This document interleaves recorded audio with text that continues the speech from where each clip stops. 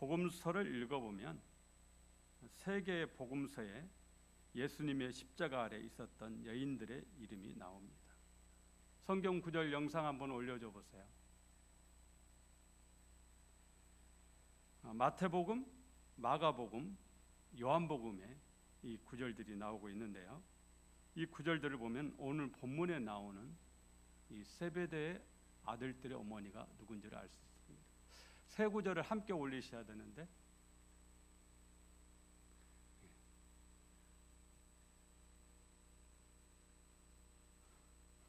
마태복음 27장 56절에 보시면 그 중에는 막달라 마리아와 또 야고보와 요셉의 어머니 마리아와 또 세베대 아들들의 어머니도 있더라.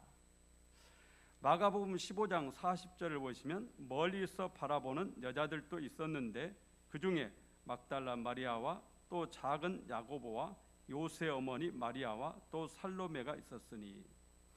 요한복음 19장 25절에는 예수의 십자가 곁에는 그 어머니와 이모와 글로바의 아내 마리아와 막달라 마리아가 섰는지라. 이 세 개의 성경 구절을 여러분들이 비교해서 보시면 공통적으로 나오는 여인의 이름이 막달라 마리아고요. 영상이 아직 준비가 안 돼서. 그리고 마태복음에서는 야고보와 요셉의 어머니 마리아라고 했는데 마가복음에서는 작은 야고보와 요새의 어머니 마리아라고 했습니다. 그러니까 마가복음에 나오는 요새가 마태복음에서는 요셉으로 되어 있어요. 그러니까 요새가 요셉이라는 것을 알 수가 있죠. 나아가서 마태복음에서 세베대 아들들의 어머니의 이름이 뭐냐? 마가복음을 보면 살로메임을 알 수가 있어요. 세베대 어머니의 이름은 살로메예요. 이제 성경을 한번 봐보세요. 첫 번째는 마태복음이고 두 번째는 마가복음이고 세 번째는 요한복음입니다. 그런데 막달라 마리아는 세 군데 다 공통적으로 이름이 나오고 있고요. 마태복음에는 야고보와 요셉의 어머니 마리아 이렇게 되어 있죠. 그런데 그 밑에 보면은 야고보와 요새라고 되어 있어요. 그러니까 요새가 요셉이라는 것을 우리가 확인할 수가 있는 겁니다. 그리고 세베대 아들들의 어머니 마태복음 그렇게 되어 있는데 마가복음에는 이름이 되어 나와 있죠. 살로메라고 나와 있습니다. 그런데 요한복음에 보면은 예수의 십자가 곁에는 그 어머니와 누가 있다고요? 이모와. 그러니까 살로메가 예수님의 이모라는 사실을 알 수 있습니다. 그러니까 세베대의 아들들의 어머니는 이름이 살로메인데 이 살로메는 예수님의 이모입니다. 그러면 세베대의 아들들이 누구예요? 야고보와 요한이거든요. 야고보와 요한은 예수님의 사촌지간이다 라는 것을, 그래서 친척이에요. 상당히 가까운 친척이죠. 사촌이면. 이제 영상 끄셔도 되겠습니다. 오늘 읽은 본문 20절을 보시면 이 세베대 아들의 어머니가 아들들을 데리고 예수님께 와서 절하며 무엇을 구하니 그렇게 말씀합니다. 그러니까 예수님의 이모가 두 아들인 야고보와 요한을 데리고 와서 예수님께 무엇을 구했다라는 겁니다. 예수님의 이모가 두 아들들을 데리고 와서 예수님께 와서 선뜻 말을 꺼내지를 못하고 저 부탁이 있어 왔습니다. 뭐 이런 식으로 말씀을 하셨다라는 거죠. 말을 했다라는 거죠. 그래서 21절에 예수님이 무엇을 원하느냐 이렇게 부른 겁니다. 그러니까 나의 이 두 아들을 주의 나라에서 하나는 주의 우편에 하나는 주의 좌편에 앉게 명하소서. 임명을 해달라 그런 얘기예요. 우리 성경에는 주의 나라에서 주라고 이렇게 번역을 했습니다. 우리 한글 성경은. 그런데 원래 주는 헬라어로 키리오스를 써야 되거든요. 근데 헬라어 원문을 보면 키리오스로 되어 있지 않고 당신이라는 헬라어의 수라는 단어를 썼어요. 그러니까 우리 한글 성경에서는 주의 나라에 이렇게 얘기를 했지만 실제 원문을 그대로 본다면 당신의 나라에 그렇게 얘기합니다. 하나는 당신 우편에 하나는 당신 좌편에 앉게 명하소서. 말하자면 이런 겁니다. 어이 조카, 자네가 왕이 되면 우리 야고보를 영의정에 요한은 자의정에 좀 앉혀주게. 그 자네 사촌들 아닌가? 이렇게 얘기를 했다라는 거죠. 이런 의미가 담겨 있어요. 원문을 그대로 읽어보면 이모라는 친분 관계를 은근히 강조하면서 예수님께 청탁을 하고 있는 거죠. 소위 자녀를 위한 어머니의 치맛바람이 여기서 보입니다. 치맛바람 하면 세계에서 가장 우리나라가 유명하죠. 대한민국의 치맛바람이 미국 교육계에도 뒤흔들어 놓았다라는 신문 기사를 읽은 적이 있습니다. 우리는 주입식 교육 1등 하는 이거에 대해서 나쁘다고만 생각하는데 미국의 어머니들이 그렇게 생각하지 않는 어머니들이 있다라는 거예요. 자꾸 생겨난다라는 거. 한국의 사람들이 왜 자꾸 세계 1위가 되어 가느냐?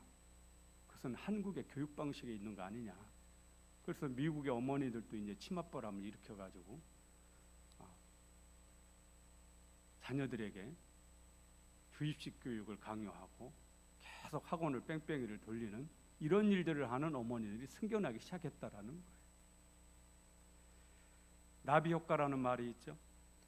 미국의 기상학자 로렌즈라는 사람이 브라질 나비의 작은 날개짓이 텍사스에 태풍을 몰고 올 수 있다 이렇게 말한 데서 온 말이라고 그래요. 나비가 뭐 날개짓 한다고 해서 태풍이 몰려올 수 있겠어요? 그러나 가능하다라는 얘기입니다. 하나의 작은 사건이 연쇄적으로 영향을 미치면 나중에는 엄청나게 예상치 못한 결과를 일으킬 수 있다. 저는 최근에 어느 글에서 방귀새에 대해서 읽었어요. 2003년 양을 많이 기르는 뉴질랜드에서 양 한 마리당 방귀새를 먹여가지고 거두려다가 농민들의 거센 반발에 의해서 무산됐다고 그래요. 그런데 2009년부터 에스토니아에서는 현재 방귀새를 걷고 있다고 합니다. 소 한 마리에 방귀새를 먹여서 세금을 거둬들이고 있다는 거죠. 실제로 소나 가축의 방귀가 많은 메탄을 방출해서 지구온난화의 주범 중에 하나라고 그럽니다. 소 한 마리는 별거 아닌 것 같지만 소를 대량으로 기르는 데에서는 그렇다라는 거죠. 지구 메탄가스의 15%가 그 가축의 방귀에서 나온다. 그래서 영국이나 유럽에서는 방귀를 덜 뀌는 소를 개발하고 있다. 그런 기사도 읽어봤어요. 아주 작은 것 같은데 이게 자꾸 커지면 엄청난 영향을 미친다는 거죠. 바라기는 우남 신앙교회 작은 선한 영향력이 베트남 선교에 큰 영향력을 미치기를 간절히 원합니다. 예수님의 이모 살로메의 치맛바람 뒤에는 그녀의 두 아들 야고보와 요한이 숨어 있습니다. 사실 야고보와 요한이 어머니에게 부탁을 한 겁니다. 엄마가 가서 좀 부탁을 해봐. 그래도 12 제자 중에 우리가 가장 가까운 친척이잖아. 이렇게 야고보와 요한이 어머니인 살로메에게 부탁을 해서 어머니가 치맛바람을 일으킨 거예요. 그런데 야고보와 요한은 지금 착각을 하고 있습니다. 야고보와 요한은 예수님이 예루살렘에 올라가시면 헤롯 왕을 내몰아내고 세상의 왕이 될 줄로 생각을 해요. 예수님을 세상의 왕으로 본 겁니다.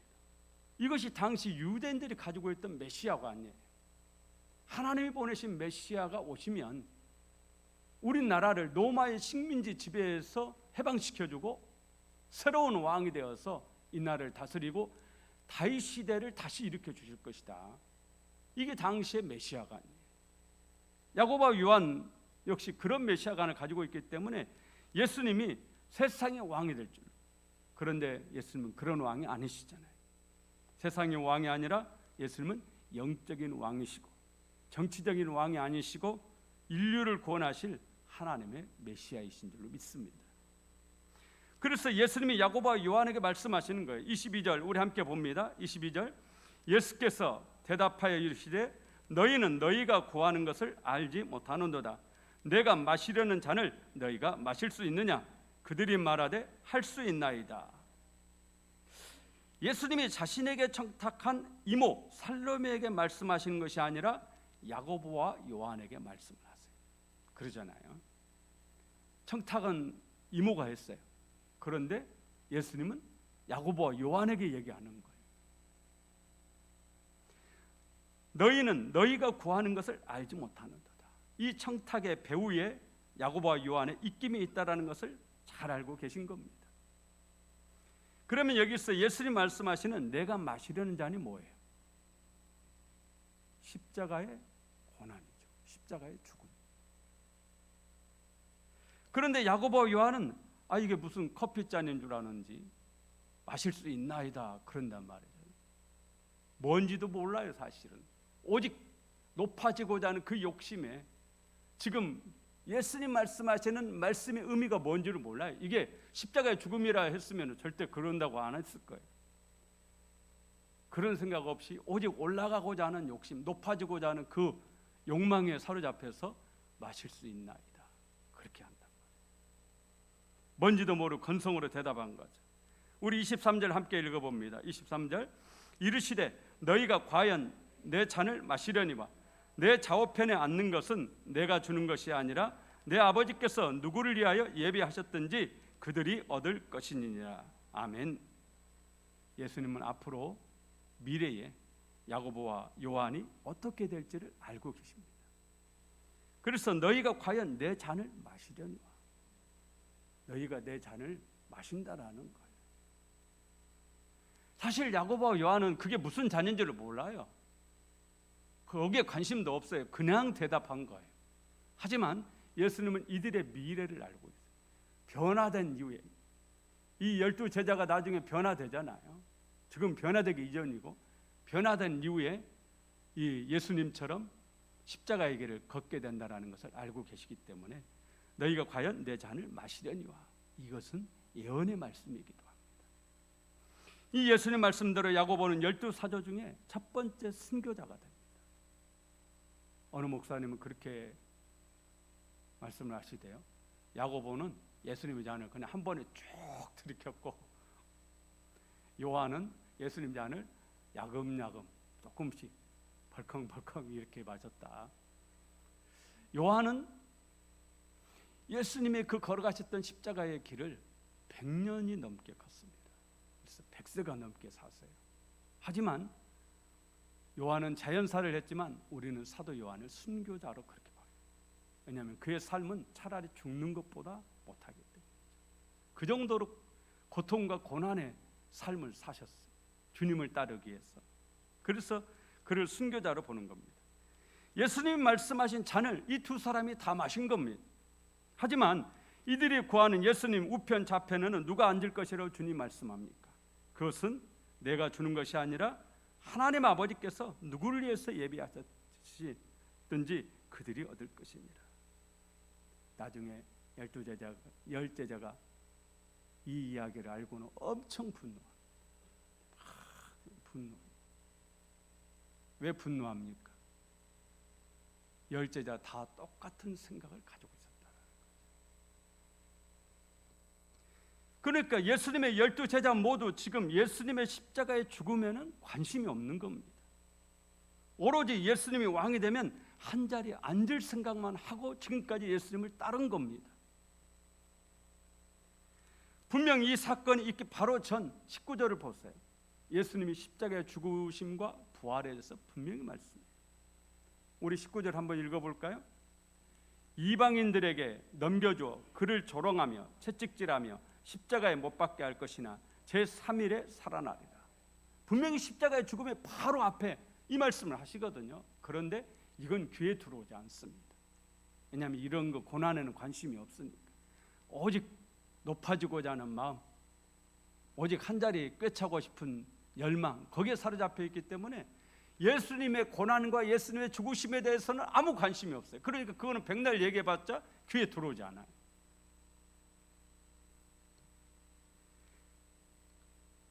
십자가 없는 영광만을 꿈꿨던 겁니다. 오직 세상적인 출세와 높아지고 싶은 마음으로 가득 차 있었던 겁니다. 이런 제자들에게 예수님이 안타까운 심정으로 말씀하시는 거예요. 우리 25절에서 28절까지 함께 읽습니다. 25절 예수께서 제자들을 불러다가 이르시되 이방인의 집권자들이 그들을 임의로 주관하고 그 고관들이 그들에게 권세를 부리는 줄을 너희가 알거니와 너희 중에는 그렇지 않아야 하나니 너희 중에 누구든지 크고자 하는 자는 너희를 섬기는 자가 되고 너희 중에 누구든지 으뜸이 되고자 하는 자는 너희의 종이 되어야 하리라. 인자가 온 것은 섬김을 받으려 함이 아니라 도리어 섬기려 하고 자기의 목숨을 많은 사람의 대속물로 주려 함이니라. 아멘.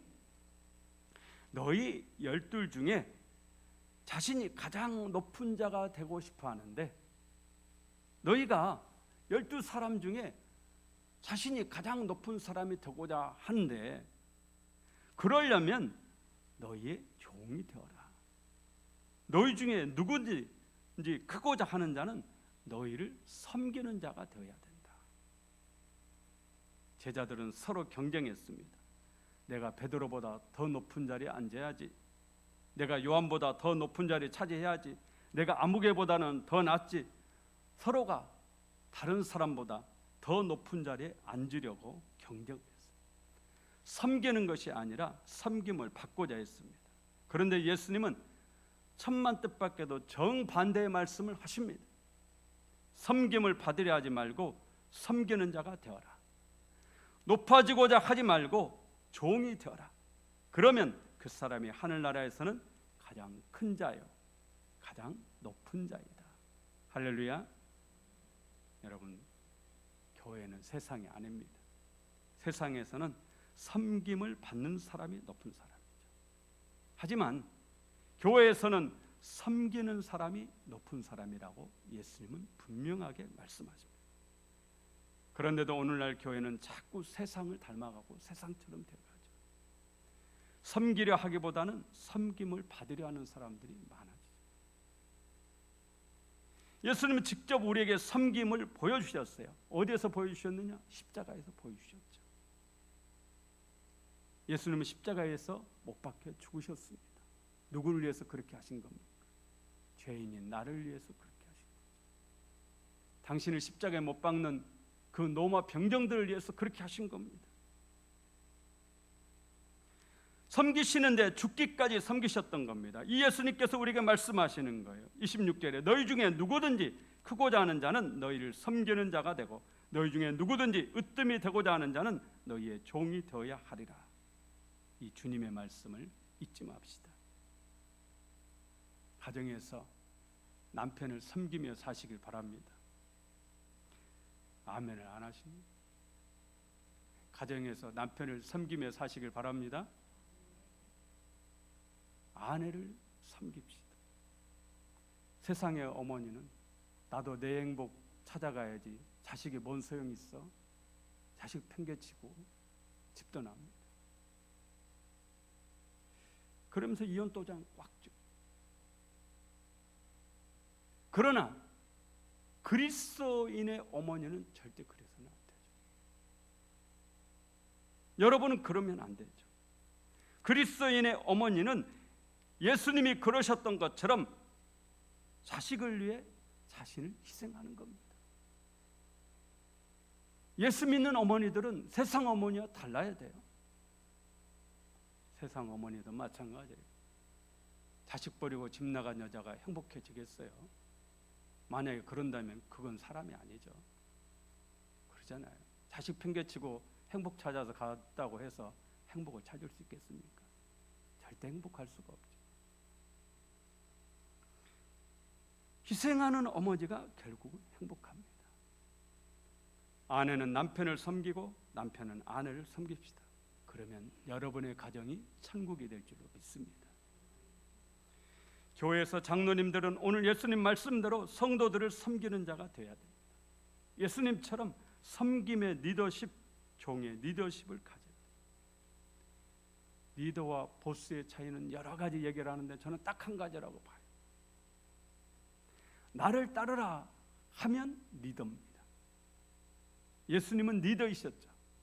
누구든지 나를 따라오려거든 자기 십자가를 지고 따를 것입니다. 예수님이 먼저 당신의 십자가를 지고 앞장서서 가시면서 나를 따라오라고 그렇게 말씀하십니다. 진정한 리더죠. 반대로 보스는 돌격 앞으로 그럽니다. 전쟁터에서 돌격 앞으로 병사들 다 보내고 자기는 뒤에가 있는 거예요. 안전한 데. 이건 보스죠. 다윗이 리더였을 때 하나님은 다윗을 내 마음에 합한 사람이라고 그렇게 말씀하셨어요. 그런데 어느 날 다윗이 보스가 됩니다. 병사들 다 전쟁터에 내보내고 자기는 왕궁에 홀로 남아가지고 낮잠을 실컷 잡니다. 그리고 해질 무렵 돼서 일어나요. 해질 무렵에 왕궁 뜰을 거닐다가 이웃집 여자가 발가벗고 목욕하는 것을 훔쳐본다. 거기에서 결국 다윗이 타락의 길로 가게 되죠. 그 후에 다윗에게 몰아닥친 저주의 이 폭풍은 엄청난 겁니다. 세계 2차 대전 때 미국의 많은 젊은이들이 전쟁터에 죽었습니다. 병력이 너무너무 부족하니까 저기 시골, 미국은 영토가 엄청 넓잖아요. 저기 시골에서 여러 곳곳에서 병사들을 모집해서 큰 대도시로 모은 후에 거기에서 기차를 태워가지고 훈련소로 보냅니다. 그러면 훈련소에서 잠깐의 훈련을 받고 전쟁터로 나가는 거예요. 미국의 워싱턴에 있는 유니온 정거장에도 밤마다 수백 명, 수천 명의 청년들이 몰려들었습니다. 많은 자원봉사자들이 이 청년들에게 마실 것을 제공해주고 격려를 해주고 위로를 해주고, 왜냐하면 죽으러 가는 거니까. 그런데 어느 날 보니까 나이가 지긋한 남자 하나가 다리를 절뚝절뚝 하면서 쟁반에다가 코코아잔을 가지고 한 명 한 명 찾아다니면서 따뜻한 코코아잔 한 잔 마시라, 힘을 내라. 그런데 그 중에 한 청년이 보니까 대통령인 거예요. 당시 미국의 대통령 루즈벨트 대통령은 대통령을 내보냈어요. 독재로 내보낸 것이 아니고 온 국민이 열광적으로 지지를 해가지고 대통령을 내보낼 했어요. 사선 대통령. 온 국민에게 감동을 주었기 때문이죠. 이것이 예수님이 선보인 종의 리더십이고 섬김의 리더십인 것입니다. 여러분도 저도 예수님처럼 종의 리더십, 섬김의 리더십으로 살기를 간절히 원합니다.